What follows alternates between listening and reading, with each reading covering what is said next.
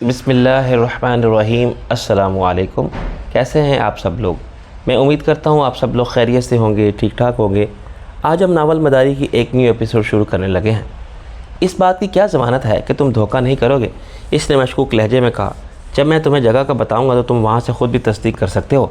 चाहो तो किसी मोतबर शख्स को साथ ला सकते हो, लेकिन याद रहे तुम्हारा कोई मुसल्लह आदमी साथ ना हो। तुम अपने साथ सिर्फ एक ड्राइवर लाओगे जो गाड़ी में रहेगा। अपने साथ तुम चंदा को लेकर ही गाड़ी से निकलोगे। इस इंतज़ाम में तुम्हारी बालादस्ती है, इसने बेबस लहजे में कहा। मैंने कहा ना तुम्हें मुझ पर एतबार करना होगा। मैंने ज़ोर दिया। तुम जानते हो मैं दुश्मन हूँ लेकिन कमतर नहीं हूँ। मैंने बारहा मौका मिलने के बावजूद तुम्हें नुकसान पहुँचाने से गुरेज़ किया। मैंने इसी वक्त मजबूर होकर कुछ किया जब इसके सिवा कोई चारा नहीं था। मैंने हमेशा अपना दिफा ही किया। वो कुछ देर खामोश रहा, फिर इसने धीमे लहजे में कहा, मुझे एतराफ़ है तुम वाकई शरीफ दुश्मन साबित होते हो। तारीफ़ का शुक्रिया। तुम आइंदा भी मुझे शरीफ ही पाओगे, बशर्त ये कि तुम्हारे दिल में कोई उल्टा ख्याल ना आए। कल शाम 6 बजे फ़ोन के पास ही रहना, तुम बेफ़िक्र रहो। चंदा कहाँ है? मैंने कदर तवक्कुफ़ के बाद कहा। फिल वक्त वो यहाँ नहीं है, लेकिन कल तक आ जाएगी। रब नवाज़, एक बात याद रखना, चंदा को ज़रा सा भी नुकसान हुआ तो तुम्हें इसका भारी तावान देना होगा। वो बिल्कुल महफूज है, रब नवाज़ ने जवाब दिया। मुझे धमकियाँ देने की ज़रूरत नहीं है। मैं नेक नीयती से दुश्मनी ख़त्म करना चाह रहा हूँ। तुम्हारी नेक नीयती को मैं अच्छी तरह जानता हूँ। रब नवाज़, तुम मजबूर होकर ये सब कर रहे हो। प्रोफेसर हाशिम रज़ा वाला प्लान इसकी गुमशुदगी की वजह से नाकाम हो चुका है और इस सरज़मीन पर तुम्हारे गैर मुल्की दोस्तों को भारी नुकसान उठाना पड़ा है। शाह आलम कभी के दिन बड़े होते हैं और कभी की रातें, इसने गरा कर कहा। मैंने कहा ना रब नवाज़, तुम्हारी लंबी रात आ गई है और इसके ख़ात्मे से पहले तुम्हारा ख़ात्मा हो जाएगा। तुमने सारी उम्र जो बोया है वो काटने के लिए तैयार हो जाओ। तुम ज़रा सा गौर करो तो तुम्हारी समझ में आ जाएगा तुम्हारा अज़दिल शुरू हो गया है। इस बार इसने कहका लगाया। मेरे ना होने से कोई फ़र्क नहीं पड़ेगा। मेरा ख़ानदान होगा, मेरे बेटे होंगे, हम इसी तरह हुकूमत करते रहेंगे। ये तुम्हारी खुशफहमी है कि तुम लोगों ने जिस तरह अपनी औलाद को हरामी और हलाली में तकसीम किया है, अपनी औरतों की इज़्ज़त को खुद ही पामाल किया है। इसका नतीजा सिवाय तकसीम के और नहीं होगा।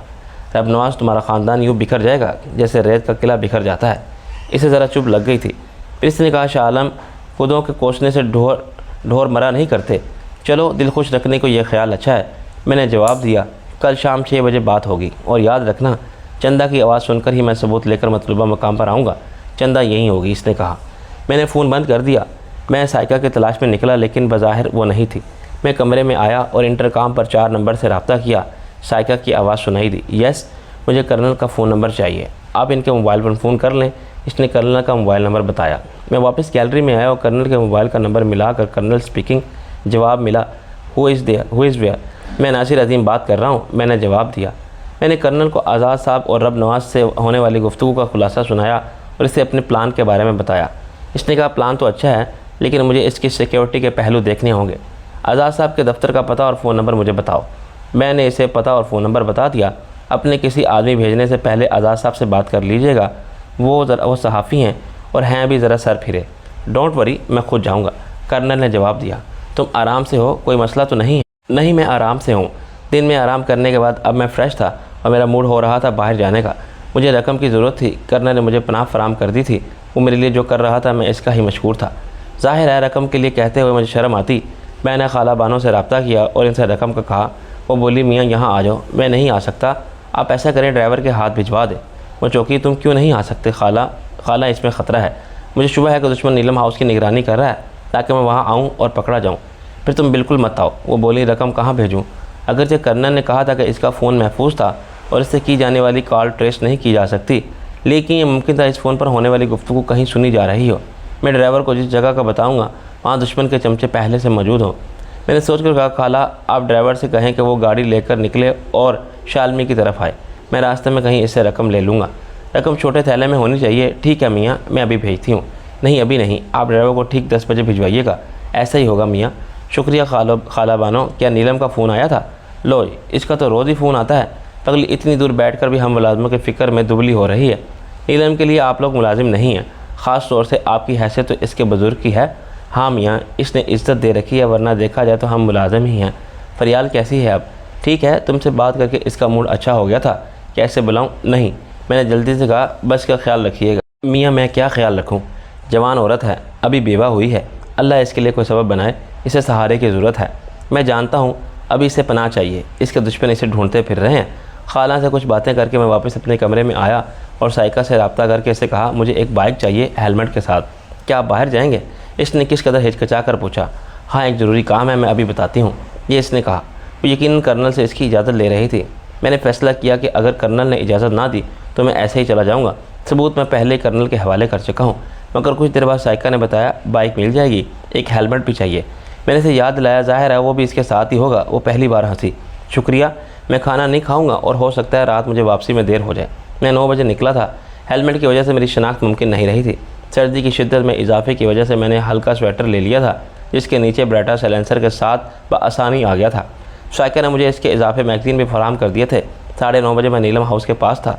मैंने इसके चारों तरफ घूमकर मुआयना किया। ये ज़ाहिर कोई मशकूक फ़र्द या गाड़ी नज़र नहीं आई। सामने वाले फुटपाथ पर मौजूद फ़कीर बरसों से यहाँ मौजूद था। मुतमईन होने के बाद मैंने नीलम हाउस से कुछ फासले पर एक कोल्ड ड्रिंक कार्नर पर बाइक खड़ी कर दी। वक्त गुजारी के लिए मैंने कोक और चिप्स का पैकेट ले लिया। अभी 10 बजने में 15 मिनट बाकी थे। ठीक 10 बजे नीलम हाउस के गेट से नीलम की जहाज़ी साइज़ मर्सिडीज़ बरामद हुई थी। इसके तारीख शीशों के अक्ब में देखना मुमकिन नहीं था, मगर इसमें ड्राइवर ही होगा। मैंने बाइक स्टार्ट की। अदायगी मैं पहले ही कर चुका था।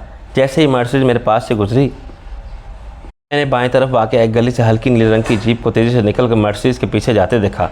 मैं इसके पीछे लग गया। कुछ देर बाद मुझे यकीन हो गया कि जीप वाले मर्सिडीज़ का ही ताक़ुब कर रहे थे। मर्सिडीज़ के ड्राइवर ने भी कार के ताक़ुब का अंदाज़ा कर लिया होगा। इसने बिला मकसद गलियों में घूमना शुरू कर दिया। जीप वाले मुश्किल मिजाजी से इसके पीछे लग रहे थे। यकीन होने के बाद मैंने हरकत में आने का फ़ैसला किया। अब तक मैं मोटरसाइकिल की हेडलाइट्स बंद करके ताक़ुब कर रहा था। मैंने ब्रेटा निकाल लिया और रफ्तार बढ़ाते हुए जीप के पास जाने लगा। इसके करीब जाते ही मैंने हेडलाइट्स रोशन की और जीप के दाएं तरफ रहते हुए इसके बाएं तरफ के अकबी पहिए पर फायर किया।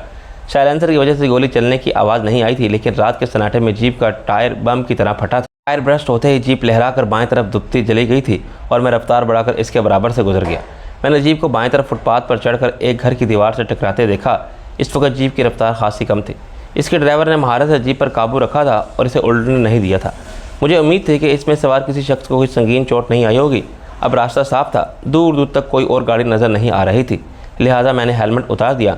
नीलम का ड्राइवर सूरज से मुझे पहचानता था। मेरी सूरत देखते ही इसने रफ्तार कम कर ली थी। पोश इलाका होने की वजह से यहाँ पर स्ट्रीट लाइट्स मौजूद थी। इस वक्त तक हम जाए हादसे से खासे दूर निकल चुके थे।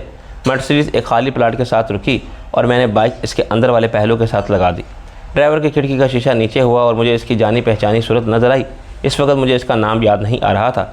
खाला बानो ने जो पैकेट दिया था वो मुझे दे दो। पैकेट तो नहीं दिया। ड्राइवर ने सादगी से कहा, तुम्हारा दिमाग दुरुस्त है। मैंने बरहमी से कहा, क्या तुम्हें खाला बानो ने नहीं भेजा? भेजा तो है जनाब, लेकिन इसने पलट कर पीछे देखा। इसलिए मैं मर्सिडीज़ का अकबी दरवाज़ा खुला और बाहर निकल कर बाइक पर मेरे पीछे बैठ गया। इसके अंदाज में वालिहानापन था। फिर इसने मेरे कान में सरगोशी की, चलो रकम मेरे पास है। फरियाल, मैंने बरहमी से कहा, तुम्हें आने की क्या ज़रूरत थी, तुम जाओ। इसने ड्राइवर से कहा, रात 12 बजे मुझे आर्ट काउंसिल के दरवाजे से पिक कर लेना। जी बीवी जी। ड्राइवर ने सर हिलाया। खिड़की का शीशा वापस ऊपर हुआ। मर्सिडीज़ बेआवाज़ तरीके से हरकत में आई और आगे रवाना हो गई। फरियाल का गुदाज वजूद मेरे साथ चिपका हुआ था। इसने तकरीबन मेरे कान में कहा, चले ना। फरियाल, तुम बाहर क्यों निकली, जबकि तुम जानती हो कि रबनवाज के कुत्ते तुम्हें तलाश कर रहे हैं? मैं अभी तक तैश में था। आपसे मिलने के लिए हर खतरे से गुजर कर आ सकती हूँ। अब चले ना। इसने अपने गदाज वजूद को यूँ मेरी पुश्त में पेवस्त किया कि मुझे हरकत में आना ही पड़ा था। आप नहीं जानते ये 10 दिन मैंने कैसे गुजारे हैं। तुम ज़रा अलग होकर नहीं बैठ सकती? मैंने नरमी से कहा। लोग देख रहे हैं, देखने दे। एक तो इस तरह बैठना मुझे अच्छा लग रहा है, दूसरा मेरा चेहरा आपकी पुश्त पर है, किसी की इत्तेफाक से भी नज़र नहीं पड़ेगी। तुमने रात 12 बजे ड्राइवर से आने को कहा। इस वक्त हम क्या करेंगे? मैंने पूछा। तब तक मैं आपके साथ रहूँगी। हम कुछ खाएँगे और तफरी करेंगे। मैंने एक ऐसे रेस्टोरेंट से वाकिफ़ हूँ जहाँ हमें बिल्कुल तन्हाई मिलेगी। फिर शालामार चलेंगे। मैंने दोबारा हेलमेट पहन लिया था। ये बेईमानी है। वो खिलखिला कर हंसी। मोहब्बत में सब चलता है। फरियाल मुझे एक पुरअसरार किस्म के रेस्टोरेंट में ले आई जहाँ रोशनी इतनी कम थी कि हम बामुश्किल एक खाली मेज़ तक पहुँचे। अलबत्ता मेज़ के ऊपर रोशन फानूस से ज़रा बेहतर रोशनी महसूस हुई। फरियाल ने हुलिया बदल लिया था। इसने पैंट और स्किन फिट जर्सी के ऊपर निस्बतन ढीला सा स्वेटर लिया था। सर के साथ एक बैंड से बांधकर हाल ही में होने वाली बेवा और बच्चे की माँ की बजाय कॉलेज गर्ल लग रही थी, जो चोरी किसी लड़के के साथ डिनर पर आई हो। मैं बगौर इसका मुआयना कर रहा था। वो शरारत से खनकारी। पास ही वेटर खड़ा था। मैंने खफीफ होकर आर्डर नोट कराया। इसके जाने के बाद फरियाल मानी के अंदाज में बोली, अगर मुझे देखने का इतना ही शौक़ था तो पहले बताते, मैं आपको किसी तेज़ रोशनी वाले रेस्टोरेंट में ले जाती। आज तुम बदली सी लग रही हो, सिर्फ आपके लिए। वैसे ये लिबास मैंने आज ही लिया है। कैसी लग रही हूँ? इसने अचानक पूछा। बहुत अच्छी, मैंने एतराफ़ किया। सिर्फ अच्छी? इसके लहजे में सवाल था। इससे ज़्यादा और क्या लग सकती हो? मैंने इससे नज़रें चुराईं। चंदा आपको कैसी लगती है? मैंने गहरी सांस ली। फरियाद, तुम ये सब क्यों कर रही हो? मैं नहीं जानती। इसके चेहरे से बेशौकी और मुस्कुराहट यकदम गायब हो गई। इसकी जगह एक गम आवर तासुर फैल गया था। मुझे नहीं मालूम मुझे क्या हो रहा है। वो यकदम हाथों में मुँह छुपा कर रो दी थी। मुझे इस पर तरस आने लगा। वो मुझे ऐसी मासूम और नौउम्र लड़की लगी जो पहली बार मोहब्बत में गिरफ्तार हुई हो। हालांकि वो औरत थी और एक प्यारे से बच्चे की माँ थी। दिलनवा से इसे कभी मोहब्बत नहीं रही थी। इससे शादी एक जबर का नतीजा थी और इसके बच्चे की माँ बनना फरियाल की मजबूरी थी। शायद वो इससे नफ़रत करती थी, तभी इसकी मौत पर मैंने फरियाल को गमज़दा नहीं देखा था। मैंने कुछ कहा नहीं था। थोड़ी देर में इसने खुद को संभाल लिया। पर्स से टिश्यू लेकर इसने चेहरा साफ़ किया। इसने सिवाय हल्की सी लिपस्टिक के कोई मेकअप नहीं किया था, इसलिए चेहरा और साफ नज़र आने लगा था। मेरी नज़रें महसूस करके वो झींप गई। ऐसे क्या देख रहे हैं? मैं हंसा। कभी सुबह की शबनम में धुले कमल को देखा है? बस ऐसे ही लग रही हो। आपकी ये बातें मुझे खुश फहम कर देती हैं। हालांकि ये आम सी बात है। मैं मर्द हूँ जो तुम्हारे हुस्न से मुतासिर हुए बगैर नहीं रह सकता। तुम मुझे अच्छी लगती हो, लेकिन इन मानों में नहीं जिनमें तुम चाहती हो। क्यों? इसके लहजे में शिद्दत का इसरार था। मुझ में कोई कमी नहीं, मैं आपके मेयार पर पूरी नहीं उतरती। बताएं क्या बात है? बात तुम्हारी नहीं है। तुम बिलाशिबा लाखों में एक हो, चाहिए जाने के काबिल हो। इंसान दुनिया में बेशुमार चीज़ों और लोगों से मुतासिर होता है, लेकिन वो सब इसके नहीं हो सकते। तुमने मुझे मुतासिर किया है, लेकिन दिल में जो मकाम है वो मैं पहले ही चंदा को दे चुका हूँ। क्या मुझे कहीं किसी कोने खुदरे में भी जगह नहीं मिल सकती? इसकी आवाज़ दोबारा भीगने लगी। इसीलिए मैं वेटर्स डिशें ले आए और मेज़ पर चलाने लगे। इसने जल्दी से खुद पर काबू पा लिया। जब वेटर चले गए तो इसने खाना निकालना शुरू किया। खाना हमने खामोशी से खाया। वो बेदिली से खा रही थी। खाना सही से खाओ, मुझे भूख नहीं है, वो आहिस्ता से बोली। बाबा, खाने से क्या नाराज़गी? खा तो रही हूँ। इसने अब किस कदर ठीक से खाना शुरू किया। खाने के बाद वाशरूम से वापस आकर मैंने काफ़ी का पूछा। इसने कहा नहीं, यहाँ नहीं है, कहीं और चलकर पीते हैं। फिर मेरे साथ चलो। कहाँ? जहाँ मैं जा रहा हूँ। वो बाइक पर इस पार ख़वातीन के अंदाज में बैठी थी। वैसे नहीं बैठोगी? नहीं। इसके लहजे में नाराज़गी थी। कोई देख लेगा। मैंने कहा देख ले, अगर तुम्हें देखकर कोई पीछे लगा तो मैं मारा जाऊँगा। इसने कुछ कहा नहीं, लेकिन पहले की तरह पीछे बैठ गई। सर्दी की शिद्दत में इजाफा हो गया था। न जाने इसे सर्दी लग रही थी या कोई और बात थी। इसका जिस्म हौले हौले काँप रहा था। मैंने इसे कर्नल के बंगले तक लाया। साइका बरामदे में मिल गई थी। इसने सवालिया नज़रों से फलियार की तरफ देखा। ये मेरी दोस्त है, मैंने तारुफ करवाया। Faryal, nice to meet you, Saika शाइस्तगी से बोली और फिर से कहा कि कर्नल का आपके लिए फ़ोन आ चुका है। क्या मेरे कमरे में कॉल ट्रांसफ़र की जा सकती है? क्यों नहीं, बस तो कर्नल से कॉल मिलाकर ट्रांसफ़र कर दें और ज़रा अच्छी सी काफ़ी बनवा दें। मैं अभी भिजवाती हूँ, साइका ने कहा। मैं फरियाल को लेकर अपने कमरे में आया। फरियाल ने बज़ाहिर कमरे का जायज़ा लेते हुए मुझसे पूछा, ये औरत कौन है? इस बंगले की मैनेजर है। मैंने स्वेटर उतार कर कुर्सी पर डाला और बिस्तर पर बैठ कर जूते उतारने लगा। 1 मिनट। फरियाल ने नीचे बैठते हुए मेरा हाथ थाम लिया। मैं उतारती हूँ। इससे पहले कि मैं इसे मना करता, इसने अपनी मखरूती उंगलियों से मेरे जूते के फीते खोलना शुरू कर दिए थे।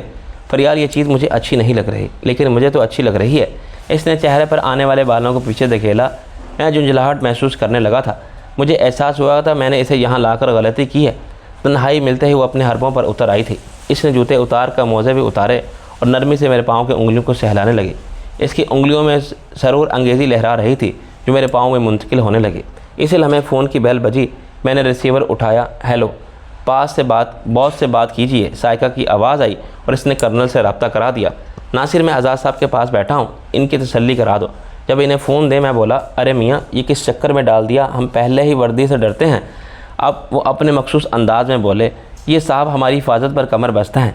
आज़ाद साहब, इन्हें मैंने ही भेजा है। कर्नल शब्बीर साहब एक मारूफ सिक्योरिटी एजेंसी के बानी हैं और ख़ुद भी इन मामलात में माहिर हैं। आप इनसे ताउन करें ताकि कल की तकरीब में बखैर खूबी इंजाम पा सके। अच्छा मियाँ, इन्होंने सर्द आ भरी, तुम कहते हो तो इनसे भी ताउन करके देख लेते हैं, वरना भरोसा सिवाय अल्लाह के किसी पर नहीं है। अल्लाह ने तदबीर करने से मना नहीं किया है। फ़ोन कर्नल ने ले लिया। ये किस जक्की के पास भेज दिया है? वह हंस कर बोला, 1 घंटे में ब्लड प्रेशर हाई कर दिया इस आदमी ने।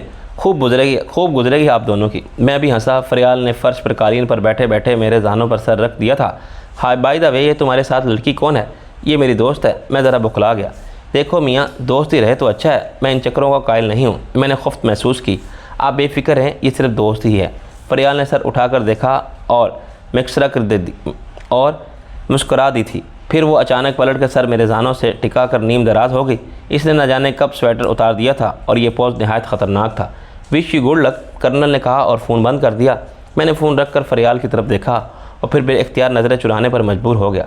स्किन फिट जर्सी ने इसके जिस्मानी खद्दोखाल को बेहद वाज़ह कर दिया था कि तुमने किस किस्म का लिबास पहना है, आपको अच्छा नहीं लगा। मैंने गहरी सांस ली। फरियाल, मुझे औरत का इस तरह अपनी तशहीर करना कभी अच्छा ही नहीं लगा। औरत की कशिश ही ढके छुपे रहने में है। अच्छा, वो बुझ गई थी। मैं समझी कि मैं आपको अच्छी लगूंगी। तुम इतनी अच्छी हो कि अच्छी लगने के लिए सब करने की ज़रूरत ही नहीं है। अब उठ जाओ, कोई काफ़ी लेकर आने वाला होगा। स्वेटर पहन लो, मैं नहीं चाहूँगा कोई तुम्हें इस आलम में देखे। वो फिर मुस्कुराने लगी। आपको अच्छा नहीं लगेगा तो कोई मुझे देखे। वो हर बात को घुमा फिरा कर इसी तरफ ले आती थी। बाकी अगर औरत ज़िद पर आ जाए तो अपने मकसद के लिए सब कर गुजरती है। मुझे इन सास बहू के साथ रहकर इस बात का अच्छी तरह अंदाज़ा हो चुका था, मगर फरियाल का अंदाज़ शाइस्ता से बिल्कुल मुख्तलिफ था। शाइस्ता ने सिर्फ अपने हैवानी जज्बात की तस्कीन चाही थी, जबकि फरियाल सरतापा मेरी ज़िंदगी में शामिल होना चाहती थी। अगरचे इसे अच्छी तरह मालूम था कि मैं इसका नहीं हो सकता, मैं चंदा का था, इसके बावजूद वो कोशिश कर रही थी। अपने वजूद की नज़ाकतों और ख़ूबसूरती से मुझे मुतासिर करना चाहती थी। मेरी बात पर इसने बादल नाख्वास्ता स्वेटर पहना। हालांकि वो इसमें भी अच्छी लग रही थी, लेकिन न जाने क्यों इसके जहन में ये बात थी कि वो अपने बदन की कशिश से अपनी तरफ मुतवज्जा कर लेगी, ये मेरी मोहब्बत हासिल कर लेगी। इसके चेहरे के तासुरात बता रहे थे कि मुझसे किस कदर खफा है। काफ़ी साइका खुद ले आई थी। इसने ट्रे साइड टेबल पर रखी और काफ़ी बनाने लगी थी कि फरियाल ने इसे रोक दिया। तुम जाओ। इसने रखाई से कहा, काफ़ी मैं बना लूँगी। साइका ने इस लहजे पर इसे चौंक कर देखा और खामोशी से बाहर चलेगी। फरियाल ने मेरा गुस्सा इसी पर उतार दिया था। हालांकि साइका मुख्तलिफ तरह की लड़की थी। इसने अब तक मुझसे एक फ़ासला रखा था, बेतकल्लुफ़ होने की कोशिश नहीं की थी। इसके बावजूद फरियाल को ये बात अच्छी नहीं लगी थी। वो इस घर में रह रही थी जहाँ मैं था। इसके जाने के बाद इसने काफ़ी बनाई। अपने लिए थोड़ी सी काफ़ी में ढेर सारी करीम मिलाई थी। मैं हल्की शक्कर के साथ सादा काफ़ी लेता हूँ, मेरे लिए इसने ऐसी ही बनाई थी।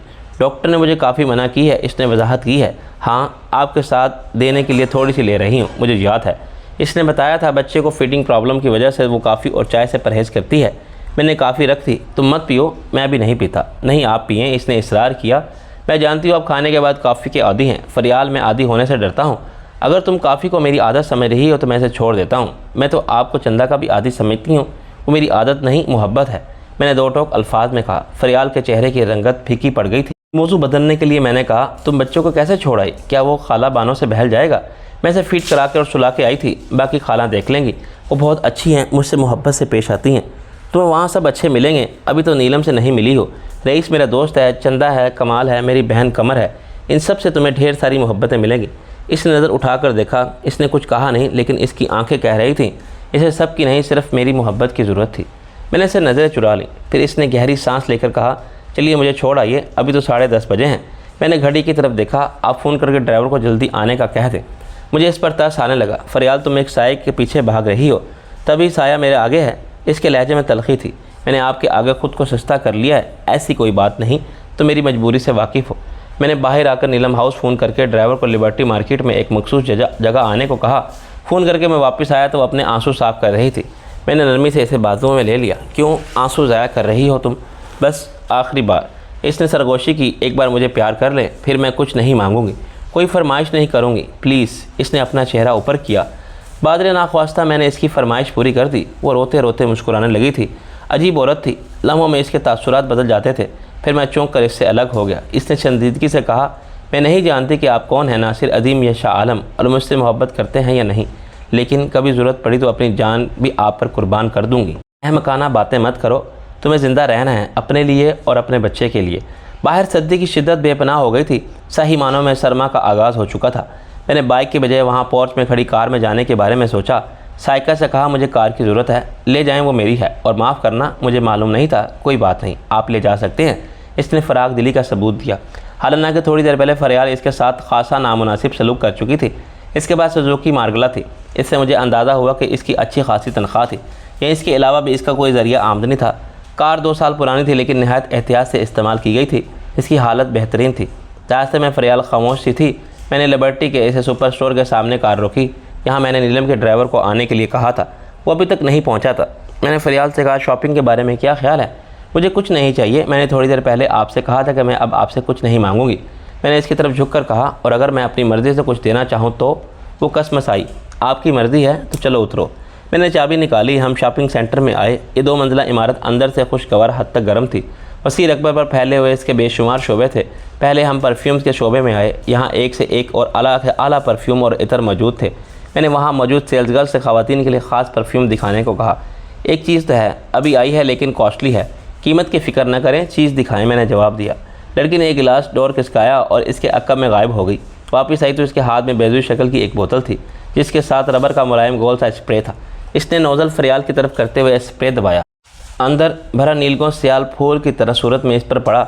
शुरू में तो कुछ महसूस ही नहीं हुआ था, लेकिन फिर एक अजीब सी सहर अंगेज़ खुशबू फैलने लगी जो दम बदम तेज़ होती जा रही थी, किसी शहर की तरह फैल रही थी और हवासों पर तारी हो रही थी। लड़की मुस्कुराई। कैसी लगी ये खुशबू?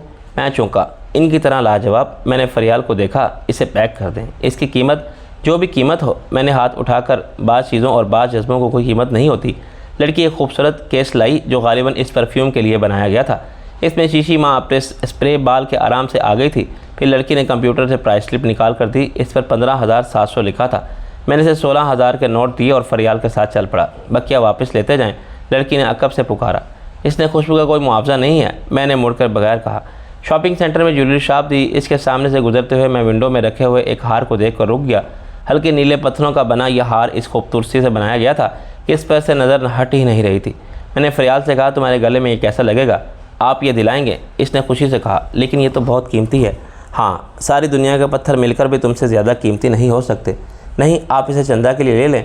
फरियाल, मुझे तुम्हारे लिए पसंद आया, चंदा के लिए नहीं। मैं इसे बाजुओं से पकड़ा। आओ। वो खींची चली आई। सिचुएशन महसूस करके वहाँ मौजूद गर्ल मुस्कुराने लगी थी। मैंने इसे मतलूबा हार दिखाया।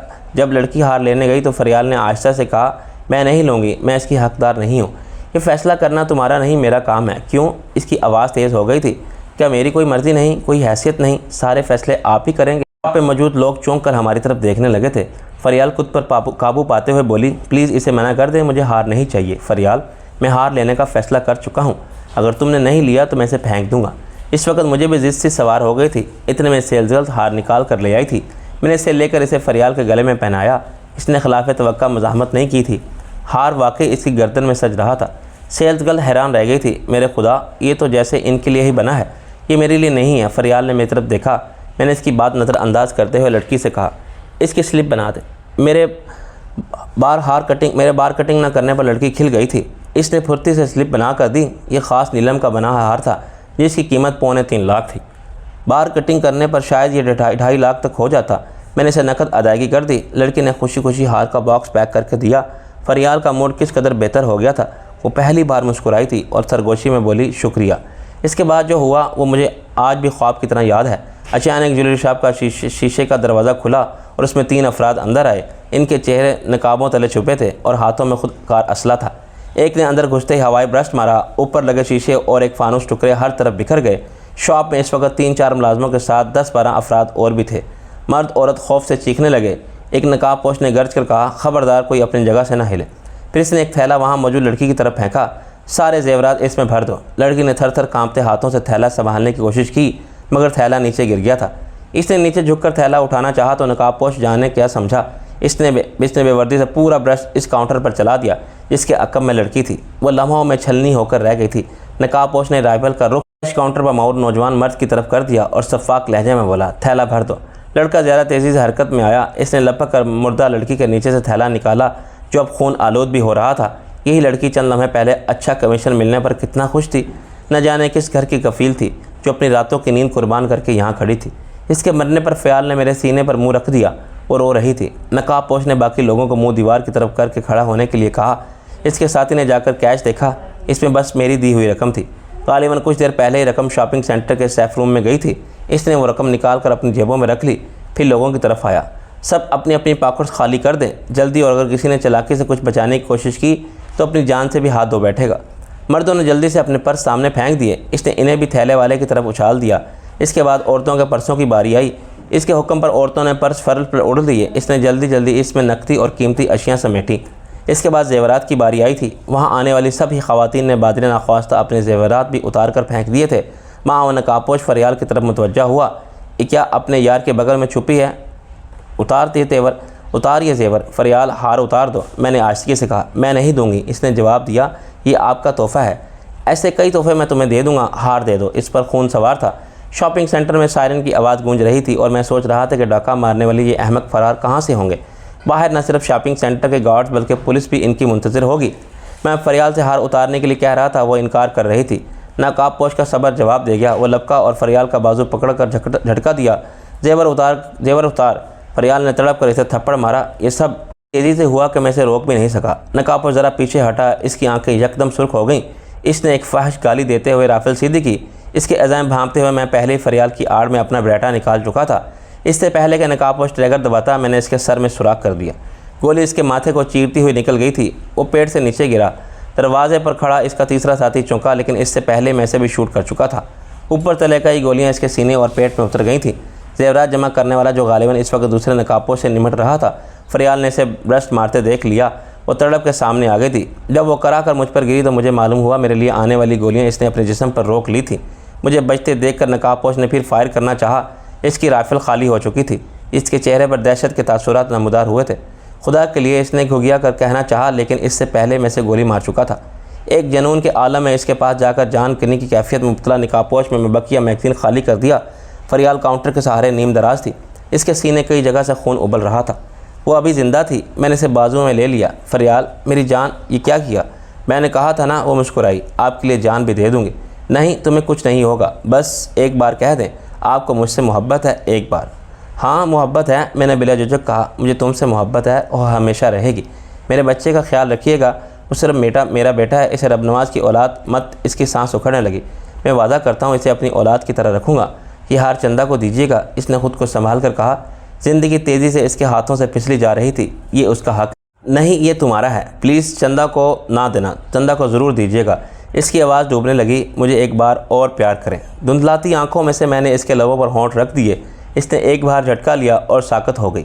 मुझे एहसास ही नहीं हुआ था, लेकिन मेरे साथ वहाँ मौजूद हर फर्द ही रो रहा था। फिर किसी ने मुझे संभाला। फरियाल की लाश को मेरे बाजुओं से जुदा करके इसे चादर से ढांप दिया था। कुछ देर पहले वो ज़िंदगी और हरारत से भरपूर एक वजूद था, जो अब सोए सर्द मिट्टी के कुछ नहीं रह गया था। कुछ अरसे बाद इसे मिट्टी में मिल जाना था। किसी ने मुझे पानी दिया तो मेरे हवास बहाल हुए थे। मैं किसी कमरे में बैठा था, शायद शॉपिंग सेंटर के मैनेजर के कमरे में। आई एम रियली सॉरी, इसने नदामत से कहा। हमारा तो सिर्फ माली नुकसान हुआ है, लेकिन आपका नुकसान नाकाबिल तलाफ़ी है। I am really sorry. मैं खामोश रहा। अब मैं सोच रहा था कि मैं चक्कर में आ गया हूँ। थोड़ी देर पहले पुलिस आ जाएगी और मुझसे पूछगिछ शुरू हो जाएगी। बेशक इन 3 डकैतों को मारकर मैंने कोई जुर्म नहीं किया था, लेकिन मेरे पास मौजूद बेटा गैर कानूनी था। मैंने मैनेजर से कहा, मुझे एक कॉल करनी है। शौक़ से करें। इसने फ़ोन की तरफ इशारा किया। लेकिन अगर आप किसी सोर्स को फ़ोन कर रहे हैं तो इसकी ज़रूरत नहीं है। या हमारे पे ताल्लुकात हैं। हम अपने मुअज़्ज़िज़ीन कस्टमर को परेशानी में नहीं डालेंगे। आपकी वजह से तो हमारा बहुत बड़ा नुकसान होने से बच गया है। डिस्प्ले में 70-80 लाख रुपए मालियत के ज़ेवरात थे। इससे भी ज़्यादा बड़ा एहसान आपने हमारी कस्टमर्स को लुटने से बचा कर किया। पुलिस को भी यही मालूम होगा कि इन तीनों ने ज्वेलरी शॉप में डकैती मारने की कोशिश की और हमारे गार्ड्स के हाथों मारे गए। इससे पहले इन्होंने फायरिंग करके एक सेल्स गर्ल को, एक कस्टमर खातून को हलाक कर दिया था, लेकिन वहाँ कुछ लोग भी थे। मैं अब पूरी तरह खुद पर काबू पा चुका था। इनमें से अब कोई शॉपिंग सेंटर में नहीं है। मैंने कहा ना, अपने मौजूद कस्टमर्स को परेशानी से महफूज रखना हमारी जिम्मेदारी। लेकिन मौत के आगे आप भी बेबस हैं। मेरे लहजे में तलखी थी। दुरुस्त फरमाया आपने। इसने गहरी सांस ली। आप कॉफ़ी या चाय लेना पसंद करेंगे? मैं कॉफ़ी कहने जा रहा था कि मुझे फरियाल की बात याद आ गई। नो थैंक्स, अब मैं जाने की इजाज़त चाहूँगा। इसने मुझे हैरत से देखा। आप अपनी वाइफ की डेड बॉडी नहीं लेंगे? वो मेरी बीवी नहीं थी। मैंने आहिस्ता से कहा, कुछ भी नहीं थी, और शायद बहुत कुछ थी। मेरा मतलब है कि इससे मेरा कोई ऐसा रिश्ता नहीं था। आप इसकी लाश नीलम हाउस भिजवा दें। अदाकारा नीलम, ये इसकी मेहमान थी। मैं उठकर खड़ा हुआ। एज़ यू विश, लेकिन क्या आप अपना तारुफ नहीं कराएंगे? मुझे नासिर शाह कहते हैं। उम्मीद है आप मुझसे मेरा शनाख्ती कार्ड तलब नहीं करेंगे। वो चंद लम्हे मुझे देखता रहा, फिर मुस्कुराया। ओके, बल्कि मैं समझूंगा कि नासिर शाह नाम का कोई शख्स आज शॉपिंग सेंटर में आया ही नहीं। शुक्रिया। मैंने कहा, मुझे मेरा पिस्टल और वो हार दे दें जो फरियाल के गले में है। खातून का नाम फरियाल है। इसने मेरी तरफ देखा। मैंने इस्बात में सर हिलाया। वो कमरे से बाहर गया और थोड़ी देर बाद दोनों चीज़ें ले आया।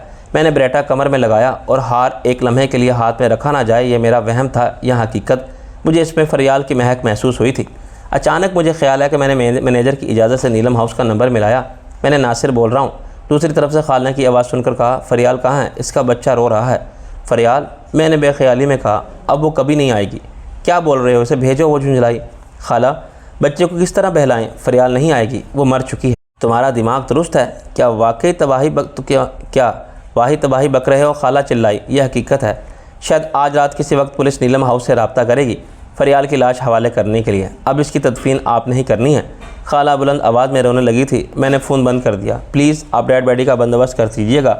आप फ़िक्र न करें, मैनेजर ने जवाब दिया। मैं बोझल दिल के साथ बाहर आया। किसी ने मुझे नहीं रोका। कार मैंने पार्किंग से निकाली और बेमकसद अंदाज में इधर उधर घूमने लगा। अब मुझे यकीन नहीं आया था। महज 1 घंटे पहले मैं और फरियाल एक साथ थे और अब अकेला था। कल इसे मनो मट्टी तले दबा दिया जाता और फिर एक आध महीने बाद कब्र में इसका ढांचा ही रहा जाता। वो खूबसूरत बदन जो देखने वालों की होश उड़ा देता था, जिसे छूने को दिल मचलता था, मट्टी में मिल जाएगा। इसका नाम दुनिया है। मैं कहाँ कहाँ से होता सुबह 4 बजे वापस कर्नल के बंगले तक पहुँचा। साइको को जागता पाकर मुझे हैरत हुई। इसने मुझे देखकर कहा, मुझे अफसोस है, अब आपको आराम करना चाहिए। मैंने नहीं पूछा इसे किस बात का अफसोस था। मुझे वाकई आराम की ज़रूरत महसूस हो रही थी। मेरे असाब जैसे टूटने के करीब थे। मुझे मालूम था कि नींद मुश्किल से आएगी। मैंने साइका से पूछा, क्या कोई स्लीपिंग टैबलेट है? मैं देती हूँ, इसने कहा और मुझे एक गोली ला दी। इसमें मैंने पानी के साथ निगल लिया और अपने कमरे में आ गया। कपड़े बदले बगैर महज जूते उतार कर बिस्तर पर दराज हो गया। इस बिस्तर पर चंद घंटे पहले फरियाल बैठी थी। मैंने चादर की सलवटों पर हाथ फेरा। शालम बनने के बाद मैंने बेपनाह कत्ल गारत कर दी देखी थी। मेरे अपने हाथों से न जाने कितने लोग मारे गए थे, लेकिन मैंने फरियाल का सादुक किसी की सूरत में महसूस नहीं किया था। इसने सचमुच मेरे दिल में अपनी जगह बना ली थी। वो मेरा कर्ब चाहती थी, लेकिन जायज़ तरीके से। शाइस्ता या शबनम की तरह इसे सिर्फ जिस्म की भूख से गर्ज नहीं था। न जाने कब मैं सो गया और जब उठा तो सर दर्द से बोझल हो रहा था। आंखें सुलग रही थी। दिन के 3 बज रहे थे। गोया मैं कोई 10 घंटे सोता रहा था। ऐसी कैफियत बेवक्त सोने का नतीजा थी। मैंने उठकर गर्म पानी से गुस्ल किया, किचन से रब्ता करके खाने के लिए कोई हल्की चीज़ लाने को कहा। इसके बाद कॉफ़ी के साथ पेन किलर मांगी। अंडे के साथ सैंडविच आए, चाय के साथ मज़े के लगे। इसके बाद स्प्रीन और काफ़ी ने मुझे खासी हद तक चुस्त कर दिया था। फरियाल की मौत का सदमा काफ़ी हद तक कम हो गया था। अब मैं इस काबिल था कि अपने मसाइल पर सोच सकूं। मैंने कर्नल से रब्ता किया। अब मिजाज कैसे हैं? कर्नल ने पूछा। मुझे भी इस लड़ाई का अफसोस हुआ है। आज़ाद साहब के दफ्तर की हिफाजत का इंतज़ाम हो गया। मैंने इसकी बात का नज़रअंदाज करके देखा। हाँ, तुम ठीक 6 बजे वहाँ पहुँच जाना, बाकी मामला वहीं तय करना। सबूत आप लेकर आएंगे? हाँ, वो मैं लेकर आऊँगा। रब नवाज से अब इस बंगले में बात मत करना। खैरियत, यहाँ के फ़ोन महफूज है ना? हाँ, लेकिन एहतियात अच्छी होती है। कर्नल से बात करके मैंने नीलम हाउस का नंबर मिलाया। खाला बानो ज़रा से देर से आईं। वो दिल गिरफ्ता थी। मियाँ, अब मैं इस नन्ही सी जान का क्या करूँ जिससे अपनी माँ की तलाश है। खाला, बहुत सारे बच्चों की माएँ इन्हें जन्म देते ही मर जाती हैं, लेकिन वो ज़िंदा रहते हैं। वैसे फरियाल की आखिरी रसूमात कब होंगी? मुलाजिम इसे लेकर गए हैं तफनाने। खाला फिर रोने लगी। खाला, इस बच्चे का ख्याल रखिएगा, वो हमारे ख़ानदान का एक हिस्सा है। मैंने ये कहकर फ़ोन रख दिया। 5 बजे तक मैं तैयार होकर बंगले से रवाना हो गया था। मोइनुद्दीन के मारे जाने पर 1-2 दिन के लिए शहर की रौनकें मांद हो गई थी, लेकिन अब लाहौर दोबारा लाहौर नज़र आ रहा था। कल ही इस शहर में एक औरत भी मारी गई थी, लेकिन वो गैर अहम थी। इसका दुनिया में सिवाय एक शीरख्वार बच्चे का कोई खून का रिश्ता नहीं था, इसलिए शहर की सेहत पर इसका मौत का कोई असर भी नहीं पड़ा था। 5:30 बजे मैं आज़ाद साहब के दफ्तर में था। दफ्तर बड़ा हो गया था। इसका मतलब था कि अखबार तरक्की कर रहा था। इनका अखबार सच्चाई का तर्जुमान था, इसलिए सरकारी इश्तिहारों के बगैर भी तरक्की कर रहा था। मैंने महसूस किया कि दफ्तर की इमारत के अंदर और बाहर सादे लिबास में गार्ड्स बिखरे हुए थे, जो हर आने जाने वाले का अकाबी नज़रों से मुआयना कर रहे थे। फ़िलहाल इनके हथियार नज़र नहीं आ रहे थे, लेकिन मुझे यकीन था कि ज़रूरत पड़ने पर इनके हाथों में लम्हे भर में असला आ जाएगा। आज़ाद साहब खिलाफ मामूल संजीदा नज़र आ रहे थे। इन्होंने दफ्तर के कोने में लकड़ी के पार्टीशन की मदद से अपना दफ्तर अलग बनवा लिया था, वरना इससे पहले वो भी दूसरे अमले के साथ एक ही हाल में बैठा करते थे। शबनम ने दरमियान में अखबार में खासी तब्दीलियाँ की थी। न जाने अब इनका क्या हाल हुआ था। अलबत्ता मुझे कई नए चेहरे और नौजवान काम करते नज़र आए। अंदर आने से पहले एक ज़माने में शबनम का दस्ते रास्त और पुरस्कार बॉबी टकराया था। ना जाने इसका नाम क्या था, लेकिन बॉबी की उर्फियत से मशहूर था। अच्छा भला खुश शक्ल नौजवान था, मगर ख़ुद को हौंक बनाए रखता था। शायद यह इसका कवर था। साफ़ी और ख़ास तौर से रिपोर्टर सूरज से जितना अहमक और सादा नज़र आए, इतना ही कामयाब रहता है। आओ मियाँ, आज़ाद साहब ने मुझे देख कर कहा, देखते हैं आज तुम्हारी ज़ात से क्या हंगामे ज़हूर पजीर होते हैं। कल वाले वाक़े की आपको इतला मिल चुकी होगी। इन्होंने सर हिलाया था। ज़ाहिर है, वरना हम सहाफ़ी किस काम के। ये बताओ कि तुमने इस नाजहाज़ को इतला कर दी रब नवाज़ को? नहीं, अभी करनी है। मैंने फ़ोन अपनी तरफ खिसकाया। जो 6 बजने में 10 मिनट बाकी थे, मगर मेरे ख्याल में ज़रा जल्दी फ़ोन करने में कोई हर्ज नहीं था। रब नवाज़ फ़ोन के साथ ही बैठा था। रब नवाज़, मैं आज़ाद साहब के दफ्तर में बैठा हूँ। मैंने बिला तहमीद कहा, तुम चंदा को साथ लेकर रवाना हो जाओ। दफ्तर तो तुमने देखा है ना? हाँ, इसने सपाट लहजा में कहा। इस बात की क्या ज़मानत है कि कोई धोखा नहीं होगा। पहले तुम चंदा से मेरी बात करवाओ, थोड़ी देर रुको, इसने कहा और गायब हो गया। कोई 10 मिनट बाद किसी ने रिसीवर उठाया और एक हल्की सी आवाज़ आई, हेलो, कौन? मेरा दिल धड़का। चंदा, ये मैं हूँ, शाह आलम। इसने आहिस्ता से कहा, तुम शाह आलम हो ना? तुम ठीक हो? तुम कैसी हो चंदा? इसने तुम्हें कोई तकलीफ़ तो नहीं दी? मैंने बेताबी से पूछा। इससे पहले कि चंदा जवाब देती, रब नवाज़ से फ़ोन ले लिया। हाँ शाह आलम, अब बताओ क्या ज़मानत दे रहे हो? मेरी ज़मानत आज़ाद साहब है। मैंने कहा, अगर चाहो तो इनके दफ्तर फ़ोन करके मालूम कर लो, वरना मैं यहीं बैठा हूँ। इसी वजह से कह रहा हूँ, तुम शक ना करो कि मैंने किसी और से बात करा दी है। तुम फ़ोन रखो, रब नवाज़ ने फरमाइश की। मैंने फ़ोन रखा ही था कि इसकी घंटी बजी। इस बार आज़ाद साहब ने रिसीवर उठाया। हाँ, हम बोल रहे हैं। कहाँ से? मियाँ अपने मुँह से ही बोल रहे हैं। आप कहाँ से? गोया क्या कर आज़ाद साहब बतख की तरह हंसे। हाँ यही हैं अपने शाह आलम साहब, मगर कोई हमाकत ना करना वरना हमारी ज़मानत अज खुद मनसूख हो जाएगी। शाह आलम की अमानत लाओ और अपनी अमानत ले जाओ। और हाँ, पुलिस का ख्याल भी जहन में से मत लाना। बेशक शाह आलम कत्ल के मुकदमात में मफरूर है, लेकिन तुम्हारी गर्दन में फंदा टाई की तरह फिट है। बस ज़रा खींचने की देर है। लो मियाँ, अब तुम बात करो। इन्होंने फ़ोन मेरी तरफ बढ़ा दिया। रब नवाज़, मेरा ख्याल है तुम्हारी तसल्ली हो गई होगी। मैं सिर्फ अपनी ज़मानत पर मुतमईन होने वाला शख्स हूँ, इसने शक्की लहजे में कहा। लेकिन अभी मैं मजबूर हूँ। रब नवाज़, ठीक 7 बजे तुम्हें इस दफ्तर में होना है, वरना मैं निकल जाऊँगा। अगर कोई मशकूक फ़र्द इस औरत के इर्द गिर्द भी नज़र आया तो तुम्हारे लिए बहुत बड़ी ख़राबी पैदा हो जाएगी। तो क्या तुम्हें नुकसान नहीं होगा? इसने तंज़ किया। ये लड़की तुम्हारे लिए अहम नहीं है क्या? अहम है, तभी तो मैं तुम्हारे सबूत इसके बदले वापस कर रहा हूँ। लेकिन इसे नुकसान पहुँचाने से पहले ये सोच लेना कि आज़ाद साहब इस मामले से आगाह हो चुके हैं और इन्हें सच छापने की कोई हुकूमत नहीं रोक सकती। तुम किस खेत की मूली रहो। इस बार इसके लहजे में शिकस्त खोर्दगी थी। कोई गड़बड़ नहीं होगी। रब नवाज़, मुझे तुम्हारी ज़मानत की ज़रूरत नहीं है। मैंने हमेशा अपने ज़ोरे बाजू पर भरोसा किया है। तुम पर वही एतमाद कर सकता है जो अक्ल से बिल्कुल पैदल हो। फ़ोन बंद करके मैंने आज़ाद साहब की तरफ देखा, जो मुस्कुराते हुए अपने उलझे बालों के उंगलियां फेर रहे थे। मियाँ, तुमने तो हमें बांस पर चढ़ा दिया। अब हम इतना भी सच नहीं छापते। मैं जानता हूँ, मगर रब नवाज़ को धमकाने में क्या हर्ज था? हाँ, हर्ज तो कोई नहीं था, लेकिन क्या हर्ज होता अगर तुम हमसे हौसला चुलबुली की ताज़ियत करते थे। इन्होंने शिकवा किया, लहजे में कहा। फिल वक्त तो मुझे अपनी फ़िक्र है, ना जाने कल को मेरी ताज़ियत कौन करेगा। मैंने घड़ी की तरफ देखा। 6:30 बज चुके थे। वक्त करीब आने के साथ मेरे अंदर अंदेशे और उम्मीद की जंग भी बढ़ रही थी। मुझे यकीन नहीं आ रहा था कि रब नवाज़ इतनी आसानी से मान जाने वालों में से है। इसकी मिसाल कुत्ते की दुम की सी थी, जो 12 साल नलकी में रहे तो नलकी भी टेढ़ी हो जाती है। इसकी इतनी आसानी से चंदा को मेरे हवाले करने पर आमादा हो जाना मेरी समझ से बाहर था। मुमकिन है इसे चंदा की अहमियत का इल्म ना हो। इसके नज़दीक चंदा महज एक औरत हो, जिसके लिए मैं इसके ख़िलाफ़ सबूत वापस कर रहा हूँ। मुझे शाह आलम के पैमाने पर रख रहा था। शाह आलम एक खुदगर्ज शख्स था, जिसके नज़दीक सिर्फ अपने मफाद की अहमियत थी। कोई भी फ़र्द इसके लिए अहम नहीं था। इसे अपनी ज़ात से मोहब्बत थी। रब नवाज़ इस शाह आलम से अच्छी तरह वाकिफ़ था, लिहाजा इसे ख्याल आना मुश्किल था कि मैं सिर्फ चंदा की ज़ात के लिए इसके ख़िलाफ़ सारे सबूत इसे वापस कर रहा था। कहाँ खो गए मियाँ? वक्त होने वाला है। आज़ाद साहब की आवाज़ ने मुझे चौंका दिया। 5 मिनट बाकी थे। अभी 7 बजने में। दफ्तर के अफराद आने वाले हालात से बेखबर अपने कामों में मसरूफ़ थे। अलबत्ता अखबार के दफ्तरों वाली मखसूस भीड़ भाड़ वहाँ नज़र नहीं आ रही थी। गालिबन आज आज़ाद साहब ने फालतू लोगों का दाखिला बंद कर दिया था। मैंने अंदर की खिड़की से बाहर देखा। दफ्तर पहले फ्लोर पर था और मेन रोड की तरफ था। ये इलाका दफातर पर मुश्तमिल था और शाम 6 बजे के बाद आमतौर से सुनसान हो जाता था। इस वक्त भी सड़कों पर रश न होने के बराबर रह गया था। इक्का दुक्का गाड़ियाँ आ जा रही थीं। अभी तक कोई गाड़ी इमारत के सामने नहीं रुकी थी। मेरी बेकरार नज़रें दोनों तरफ देख रही थी। बसिया रंग की कार इतनी खामोशी से आकर इमारत के सामने रुकी कि मुझे खासी देर से पता चला। कार देखते ही मेरी छठी हिस्स ने खबरदार किया। हो न हो इसमें वही नुमाइंदा इबलीस रब नवाज़ था। मेरा अंदाज़ा दुरुस्त साबित हुआ। कार का अक्वी दरवाज़ा खुला और रब नवाज़ बड़े तमतराक से इसमें से बरामद हुआ। इसने कार्टन का सफ़ेद शलवार सूट पहन रखा था। इस पर स्याह वास्कट और इसके सर पर तरेदार पगड़ी थी। इसका चेहरा सुर्ख हो रहा था। इसे देखकर कहना दुश्वार था कि इसने चंद हफ्ते पहले अपने जवान बेटे को मिट्टी तले दबाया है। इसकी बीवी घर से गायब है। इसके बहू और पोते के दुश्मन अगवा करके ले गए हैं। वो पुरगरूर अंदाज में कदम उठाता हुआ इमारत में दाखिल हुआ। मुझे तशवीश होने लगी। चंदा इसके साथ नहीं थी। फिर वो कहाँ थी? क्या कार में? और किसके साथ? मैंने सादा लिबास वालों को खामोशी के साथ कार को घेरे में लेते देखा। एक शख्स कान पर हाथ रखे किसी से बात कर रहा था। शायद कर्नल शबीर के आदमियों का आपस में मवासलाती रब्ता था। इस किस्म की डिवाइस बाज़ार में आम मिल जाती है। डिजिटल टेक्नोलॉजी ने आलात को बेहद मुख्तसर कर दिया था। रब नवाज़ दफ्तर के दरवाजे पर नमूदार हुआ। इसने ठहरी हुई नज़रों से वहाँ मौजूद लोगों का जायज़ा लिया। इसका एक हाथ कुर्ते की जेब में था, जिसमें यकीनन कोई हथियार था। घूमती हुई इसकी नज़र मुझ पर आकर रुकी। इसकी निगाहों में शोला सा भड़का था। शायद यही कैफियत मेरी थी। मैंने अपने गर्म होते हुए लहू को ठंडा रखने की कोशिश की। इतने में आज़ाद साहब अपने कमरे से निकले। जनाब रब नवाज़ साहब, इन्होंने पुरतपाक अंदाज में इसका खैर मकदम किया और दोनों हाथ मुसाफे के लिए बढ़ाए। मजबूरन रब नवाज़ को भी अपना हाथ जेब से निकालना पड़ा।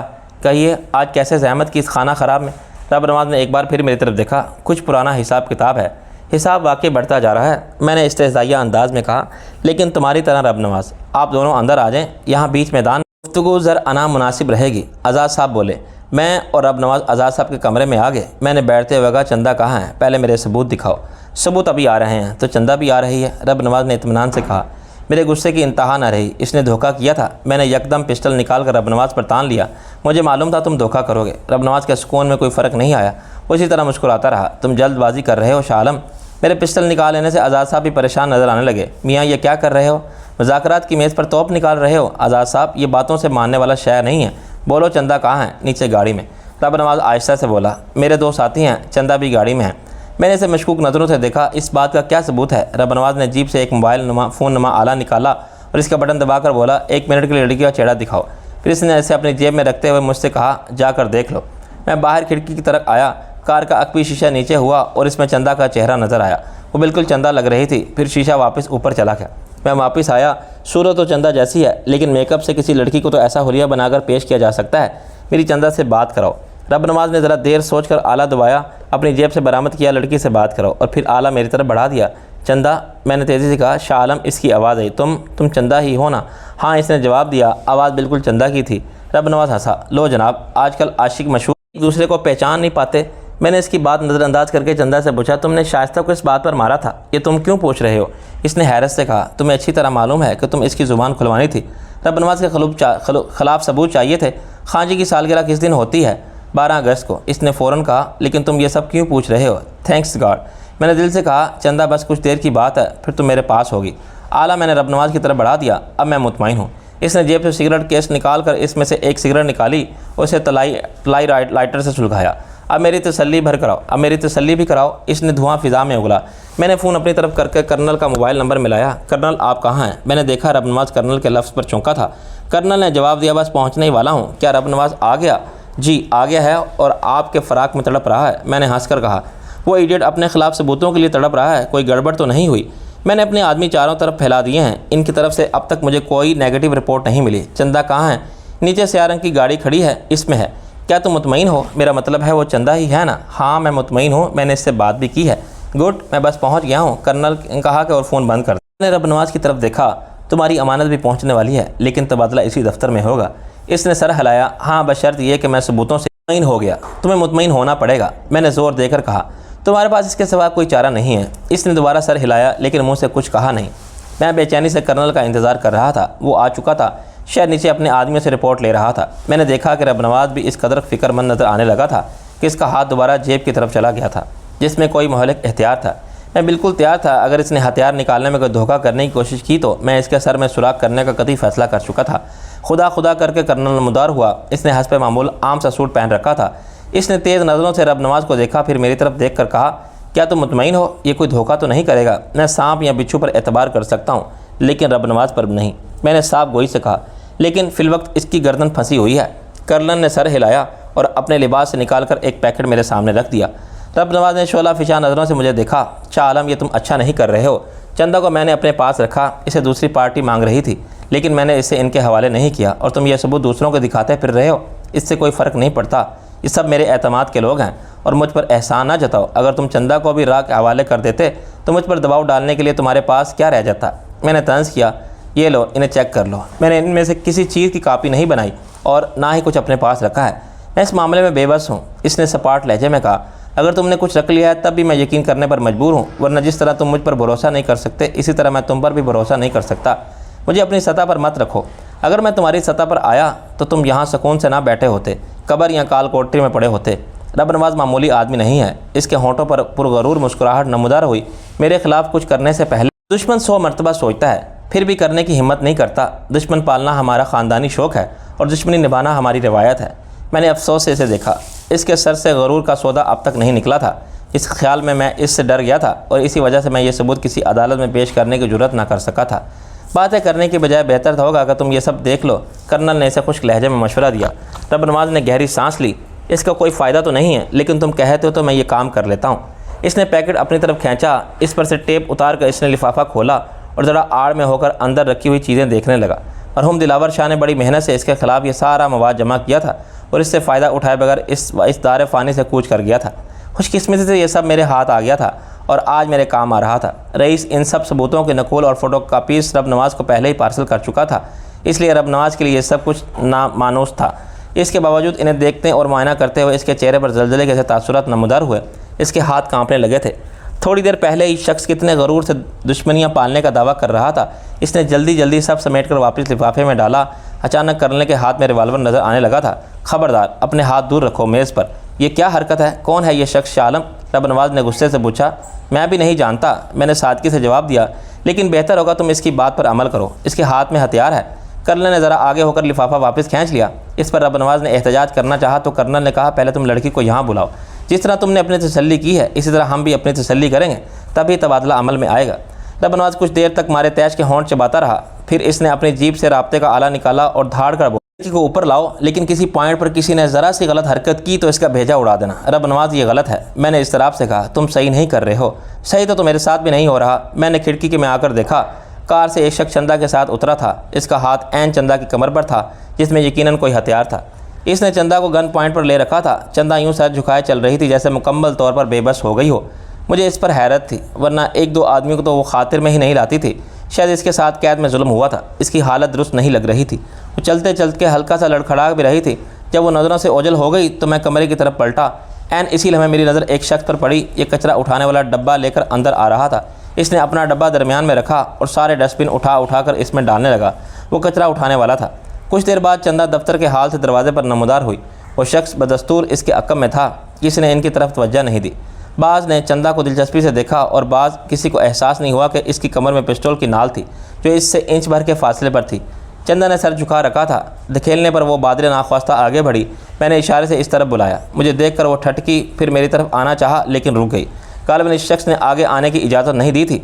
तब नवाज ने कमरे से निकलकर इसे आगे आने का इशारा किया। वो खासा स्मार्ट सा नौजवान था, लेकिन इसके चेहरे पर रोशनी और सफाकी थी, जैसे वह ज़रा सी गलत हरकत पर चंदा को शूट कर देगा और इस मामले में ज़रा सी रियायत नहीं देगा। इसकी आंखें चारों तरफ देख रही थी। हम सब कमरे में आए जो इतने अफराद के आने से तंग हो गया था। तब नवाज ने तंजिया लहजे में कहा, लो जी अपना माल चेक कर लो, इसका सब कुछ फिट फाट है। चंदा तुम ठीक हो? इन्होंने तुम्हारे साथ कोई ज़्यादती तो नहीं की? नहीं, इसने मुख्तसर सा जवाब। मैंने इत्मीनान की तवील सांस ली थी। अगर चंदा को कोई नुकसान हुआ होता तो वो इस तरह सुकून से ना खड़ी होती, बल्कि शायद ज़िंदा भी ना होती। रब नवाज ने तंजिया लहजे में कहा, क्या मैं अपना माल ले सकता हूँ? मैंने इशारा किया और कर्नल ने पैकेट इसके हवाले कर दिया, जो इसने फौरी तौर पर बरकी डस्ट में डाल दिया था। जब शबनम ने दफ्तर का इंतज़ाम संभाला था तो इसने अखबार में दफ्तर की नौयत के जदीद आलात भी मुतारिफ़ कराए थे। इनमें ये बरकी डस्टबिन भी बन गया था। इसमें कोई भी कागज़ की चीज़ डाली जाए तो इसे लम्हों में जलाकर राख कर देता था। देखते ही देखते रब नवाज के ख़िलाफ़ सारे सबूत जलकर राख हो चुके थे। इसके होंठों पर फिर वही गुरूर और फातिहाना मुस्कुराहट नमूदार हुई थी। इसने सर के इशारे से अपने साथी को चंदा को छोड़ने को कहा। आज़ाद होते ही चंदा दौड़ती हुई मेरे अक़ब में आ गई थी। शाह आलम, अब हमारा हिसाब बराबर हो गया, लेकिन आइंदा मुझे किसी के रियायत की तवक्का मत रखना। तुमने पहले भी मेरे साथ रियायत नहीं की थी। मैंने जहरीले लहजे में कहा, तुम रियायत करने वाले शख्स भी नहीं हो। मुझसे भी इस शराफत की उम्मीद मत रखना। ये आने वाला वक्त ही बताएगा कि कौन किसके साथ रियायत करता है और कौन शराफत दिखाता है, इसने तंजिया लहजे में कहा और झटके से मुड़कर कमरे से बाहर निकल गया। इसका साथी भी इसके अक़ब में रवाना हो गया। हम में से किसी ने इसे रोकने की कोशिश नहीं की। कर्नल ने अपने कान पर हाथ रखकर कहा कि सब क्लियर है। दूसरी तरफ से जवाब दिया गया कि वो मैं नहीं सुन सका था। गौर से देखने पर कान के अक़ब से एक पुतला सा तार निकलकर इसके कॉलर में जा रहा था और कमीज़ के कॉलर से एक नन्ही सी स्याह शय झांक रही थी। ये यकीनन माइक था, जिसके ज़रिए कर्नल का अपने आदमियों से रब्ता था। वो लोग बिलाशुबा जदीद अंदाज में काम कर रहे थे। ओके, इन्हें जाने दो। फिर इसने हमारी तरफ देखा। मेरे आदमी ने रब नवाज की कार से एक डिवाइस लगा दी थी। वो जहाँ जाएगा हमें इल्म होता रहेगा। ये आपने अच्छा काम किया, मैंने खुश होकर कहा। चलो मियाँ, ये तकरीब थी, ये खैर बखूबी अंजाम को पहुँची। आज़ाद साहब ने सुकून का सांस लिया और इस लम्हे कान फाड़ देने वाले का हुआ। मुझे ऐसा लगा जैसे दीवारें मुझ पर आन गिरी हों, और फिल वक्त ऐसा ही हुआ था। लकड़ी की वो दीवारें जिनसे ये कमरा बनाया गया था धमाके से हम पर आ गिरी थी। ख़तरे का एहसास होते मैं चीख मार कर मेज़ के नीचे घुस गया।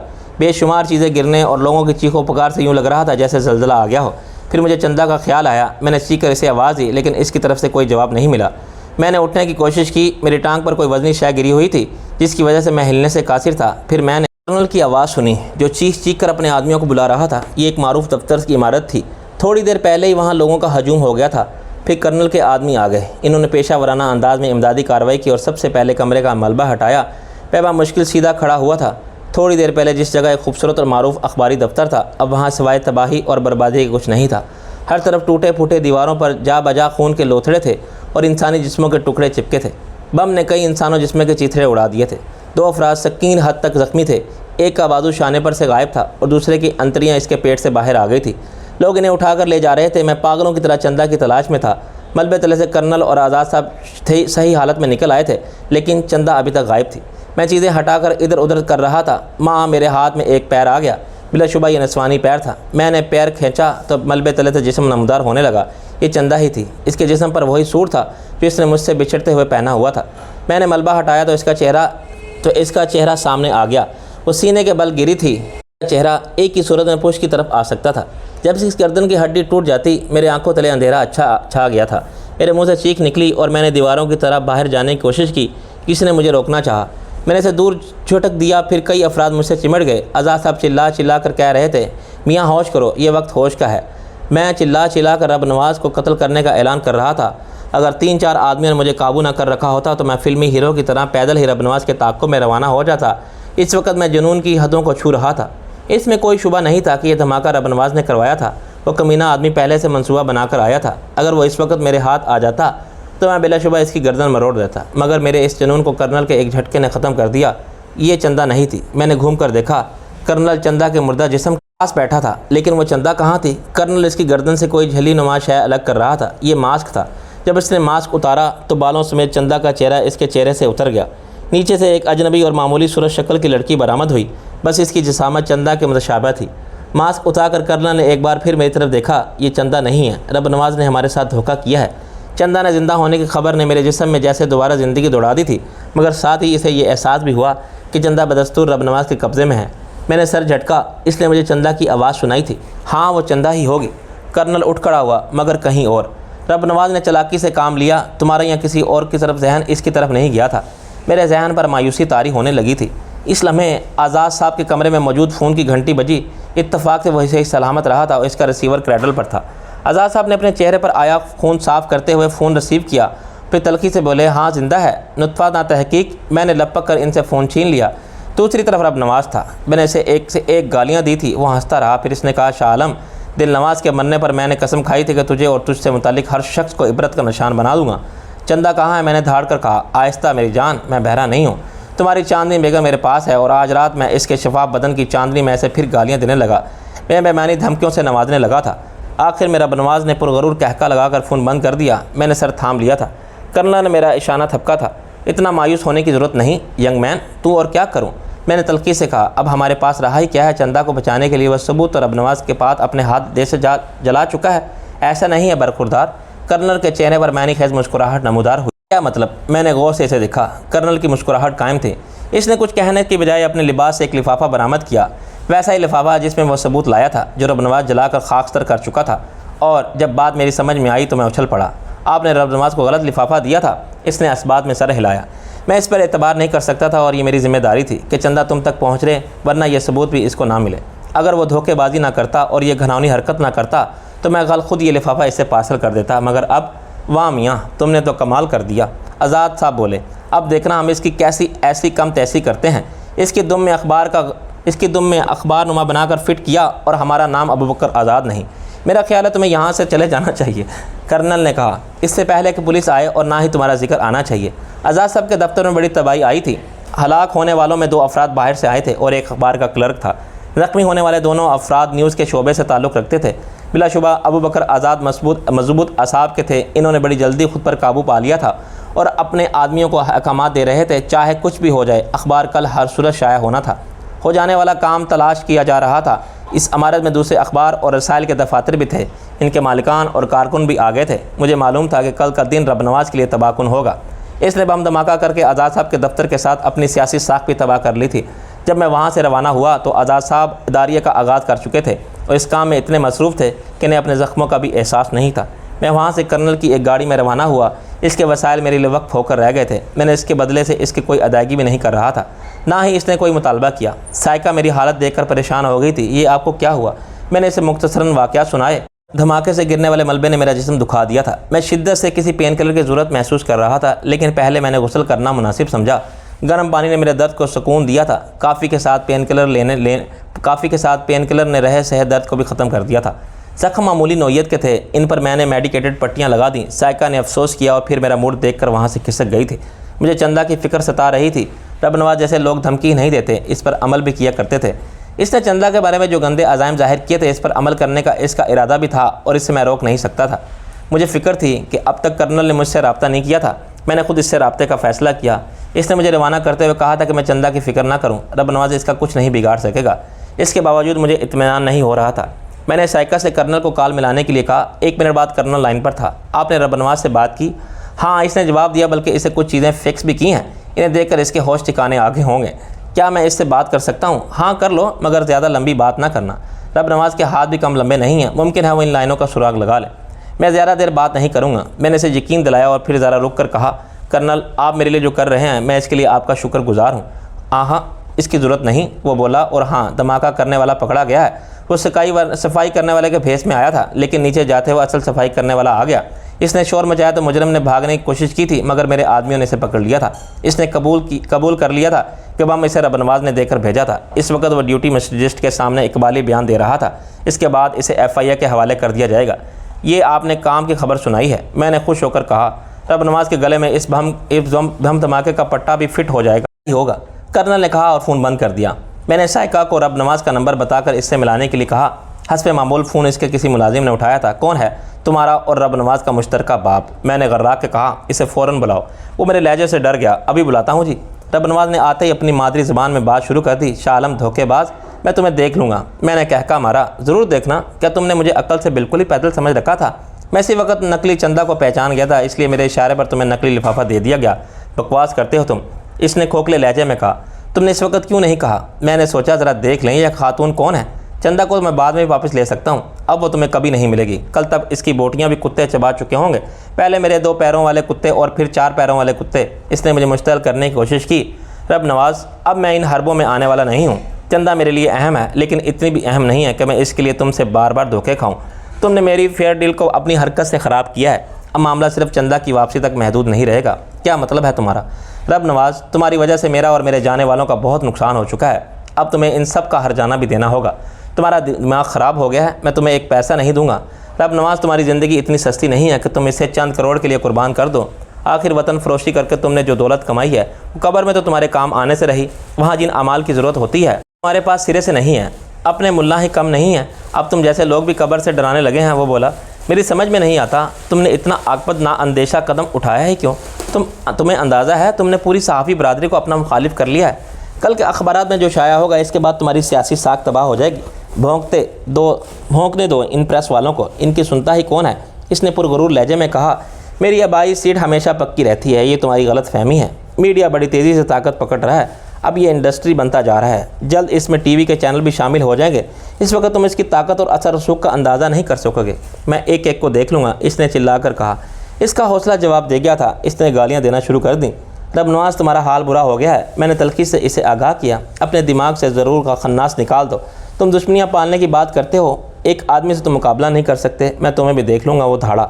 फिलवक्त मैं तुम्हें ये बताने के लिए फ़ोन किया था कि चंदा को किसी किस्म का नुकसान पहुँचा तो तुम्हारे साथ क्या हो सकता है, इसका अंदाज़ा तुम्हें अपनी फैक्स मशीन से निकलने वाले कागज़ से हो गया होगा। शाह आलम, मैं तेरी धमकियों से डरने वाला नहीं हूँ। वो चिल्लाने लगा। मैंने फ़ोन रख दिया। इतनी बड़ी नाकामी और बड़ी चालाकी से बनाई गई स्कीम से फेल होने से वो पागल सा हो रहा था। इसने अपनी दानस्त में सारे सबूत जलाकर खाक कर दिए थे, लेकिन वो सबूत बाकी थे।